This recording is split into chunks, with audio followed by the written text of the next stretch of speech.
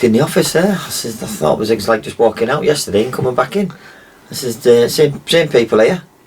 Exactly, apart from the grey spray tan. I think a few people have had a bit of that on the barnet, but nothing's changed for me. I just walked. It's strange to see the same people that worked there when you actually left. So it was nice. It's nice. Remind us how old you were when you first came. 14 when I first come. 14. And who was the manager? Dave Booth was the manager. I remember coming in that office door there with my dad, and Ian Fleming was sat there still. Yeah, I think Bernard was there. His dad was there. Yeah. His dad actually met me and brought me in and met Dave. Dave Booth was off to his daughter's wedding on that day, so he said, look, I can't be long. He says, nice to meet you, blah blah blah, I hope you'll do well for us. And I'm thinking, first time, right? I'm only 14. And then he took us up to the digs on the seafront. And yeah, good memories. And how old were you when you made your debut, your first team debut? Just gone 18. I think it was, I'm not sure if it was the 7th of February or something like that. So I was 18 on the 3rd. So I'd just gone Bradford away. Good days, good players. Unfortunately that year we went down, but at the time when I made my debut, I don't know if it was my fault or what, but we were quite up there. We were high flying really. But I managed to play 13 games. Not straight off. I played so many, then he took me out and then brought me back in towards the end. So, I think probably did it right in that way. But I just loved it. Didn't get paid for it. But I weren't bothered then days. You just want to, play for the first team. How did you arrive here then? Because you was in Middlesbrough. Yeah, just played for the local school team and Middlesbrough boys. Got scouted by a guy called Jimmy Mann. I think my school teacher put him on to me. Dave Barwell was my PE teacher, and he said, look, I've got someone coming down. I played well, scored a couple of goals, and then he just invited me in and said, look, would you come and sign for Grimsby schoolboy forms? I said, yeah. So when you sign schoolboy forms, it then enables you to play for the Colts, because you used to have a youth team and then the Colts. The Colts played in the men's league, really, against men. And I couldn't stop scoring for them. For some reason, when I first come, I couldn't stop scoring.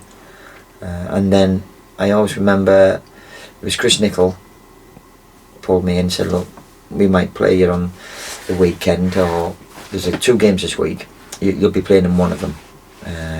And I thought, right, youth team, and the sheet went up and youth team came, and I went on it. I was gutted, like I thought I did alright. And then he took me shoulder and went, no, you're not playing for them, you're not playing for the reserves. And I was like, I'm 14.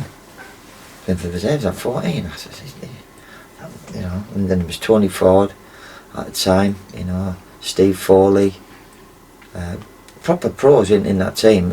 Emmo was on one wing, I was on the other.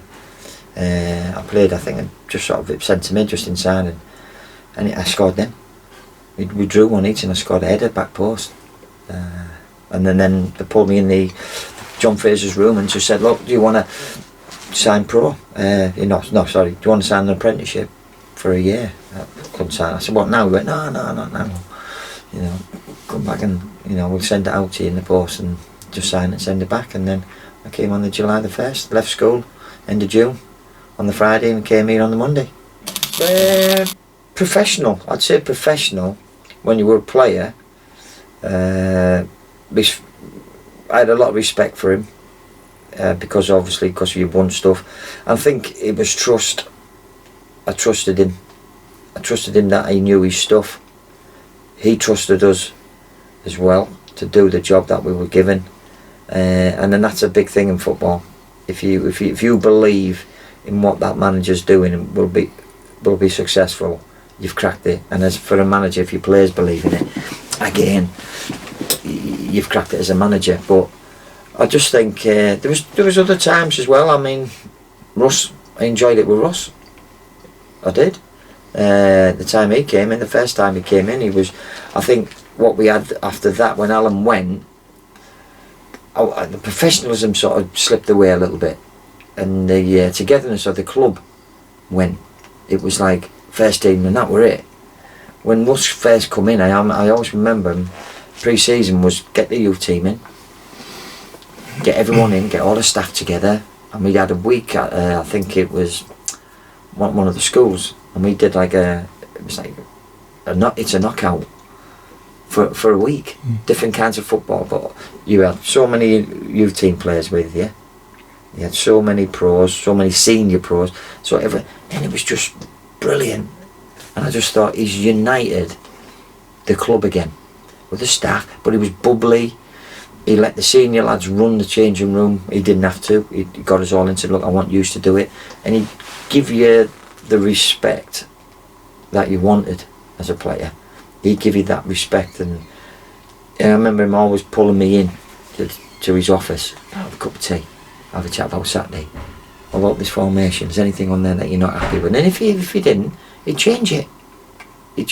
And I just thought, for a manager to do that, for me, because I didn't start under him straight away.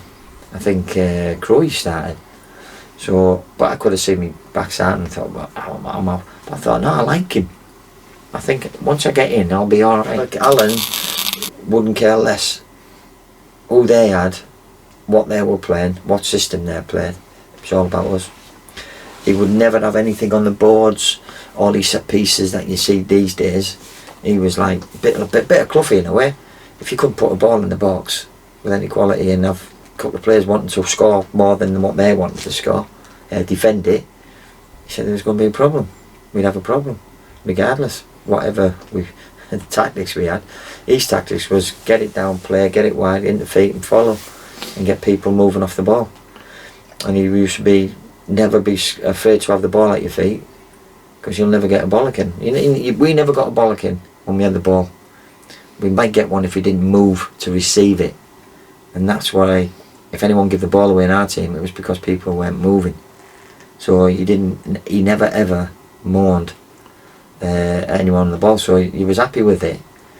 But Christ, you should try and take it off people, because if he didn't, he'd let you know. And because I was right back, that's probably why I'm deaf in this one here. Because it was, he'd be telling me to tell him, and I'm thinking, you tell him.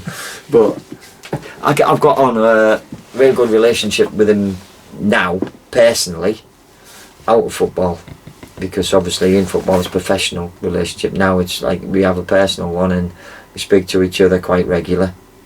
I spoke to him about 2 weeks ago, in fact, how he's doing and that, and he always asks. So yeah, or he'll message me saying, I've not heard from you for a while, how are you doing? And I'll pick the phone up and we'll chat. I just always remember sitting on the bus going into Wembley. I remember it so clearly. I remember I was sat next to Kev, and I remember the fans coming in with the flags and the waving, and that's when it was when you used to watch it on the telly, the FA Cup days. It felt like FA Cup, and I always remember someone saying, whatever you do, don't lose.